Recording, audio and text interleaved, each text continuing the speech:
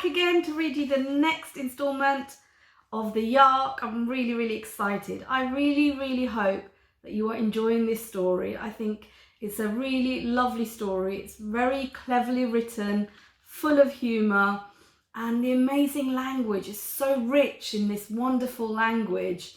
And the plot is also quite interesting and amazing. So I hope you're really enjoying the reading of the Yark. It's not a very long story. It's actually, let me just see, it's about 13 chapters. But I think the last chapter is very short, so I'll probably read those together. So yeah, not that many more chapters left of this story.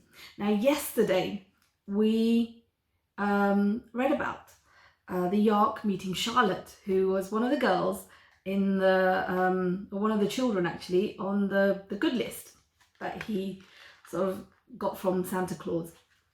And the encounter, I don't know if you remember the word encounter, it was one of our word of the day a while back. The encounter didn't go quite to plan, did it? So yeah, I think we were all surprised when we read that actually Charlotte wasn't afraid of the beast at all. And in fact, you know, went to hug him and seemed really pleased. And at the end, I sort of left you with a question to sort of think about what impression you got of Charlotte. Now, when I was thinking and reading this story at this point, I felt that perhaps Charlotte is quite a lonely child because she seemed quite sad for some reason. You know, she definitely seems a child who was well looked after and cared for, but there's something in there that draws her to the Yark. Okay, so this morning we are going to read chapter 6, and chapter 6 is called Lewis. Horrid girl, the Yark thunders as he zigzags through a sky crisscrossed with lightning. Furious at his misadventure, he scratches out Charlotte's name with great scrawling X's. Next, he mutters, for a hungry stomach never gives up, and the Yark has already singled out his next meal. This boy, called Lewis, lives in an old suburb of London. Sweet, an English child. The Yark is delighted. Now, can you remember where Charlotte was from? She wasn't from England, was she? Which country was Charlotte from? Where did he go? That's right, she was from France. I don't know if any of you looked up the area of Provence. So he's now off to England to find the next child, a boy called Lewis, okay? The Yark is delighted. He dotes on those little creatures with their clear complexions, red hair and hamster teeth. With gaping maw and flapping tongue, the monster plunges straight down towards English soil. As he lands in front of Lewis's house, the Yark vows not to engage in a word of conversation. No, this time there'll be no knock at the door, or how's it going, blah blah.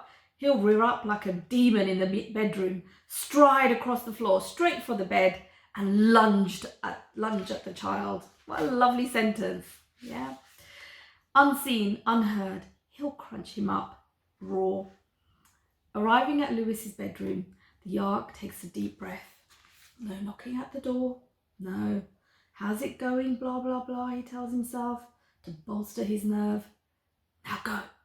The Yark rears up like a demon in the bedroom, strides across the floor, straight up for the bed, and lunges at the child. What do you think is going to happen next? But horrors! The bed is empty. How can it be? In a panic, the monster rummages at the covers. At this hour, all good children are snuggled under their covers. Where the dickens is that Lewis? He bends over and takes a look under the bed. There's no one. A smell, however, tickles his nostrils. A whiff of little boy wafts around him. He's going to be looking around. Obviously has a strong sense of smell, the Yark. He sniffs again. His powerful nose distinguishing the scents of little eyes, little fingers, little feet, a little liver, and even sniffing again the bloody smell of a little heart hammering inside his little chest. Suddenly, the Yark sees movement. There, in the blanket tent set up beside the bed. Slowly, silently, the Yark opens the flap. Inside, a little boy is staring him right in the eye. "Who are you?" asked the kid, without a hint of fear. Such coolness astonishes the monster. Still, at least he hasn't been recognised. This child won't erupt into bad language or take a poop in his book bag to make himself inedible. "And what are you doing here?" the small child insists. "Whatever you do, don't answer," the Yark tells himself, biting his cheeks. "Don't let yourself be bamboozled or weakened." He's actually a softie, the Yark. How many times, because he stopped to chat with his prey, has he been stirred by pity as he munches? It's no fun hunting for your food, let alone feeling sympathy for the meal. Killing a fellow creature is a rotten job, and no monster finds joy in these carnivorous crimes, with the exception, of course, of vampires, zombies, and torpedoes. "What's your name?" the child asked in an innocent tone. But now, without standing on ceremony, the Yark opens his powerful jaws, lined with sharp teeth, and snap! The little Englishman disappears down the gaping jaw.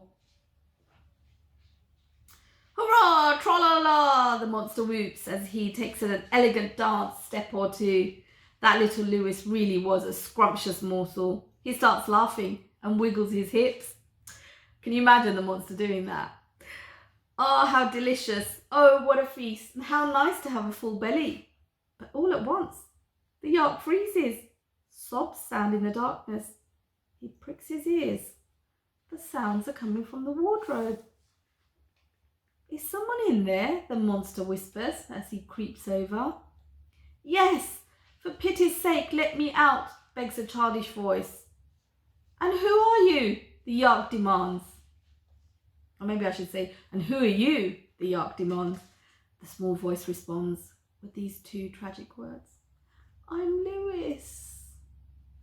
So, end of chapter 6. We've met another character. Well, at least not quite met.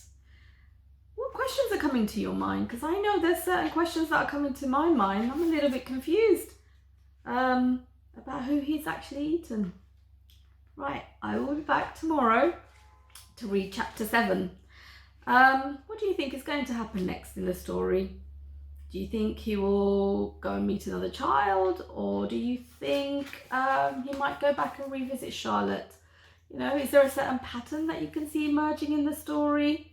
Again, there's lots of lovely language which I will post at the end of the video, and also below in the description box you can find them that you can look up the meaning of. Some of you might decide, I'll be doing this every day. You might decide, actually, I'll look up the words before I hear the reading, so that when I'm reading and you're listening, you can actually understand the meaning as we go along. So it's up to you how you do it. Now, I'll be back tomorrow. I hope you have a wonderful day. Year 6, we are all missing you so much. I can't explain it. We really, really are. I think of you, all of you, every single day. And really miss teaching you, your energy, your enthusiasm, your humour, all those things that make it so enjoyable for us to come in every day. I hope you're keeping well and finding ways to be creative and doing things. These are very different times. They won't last forever. It will come to an end, but I hope you're doing some creative things. I've been doing watercolour painting. Miss Kassam and I have done some embroidery when I've gone into school.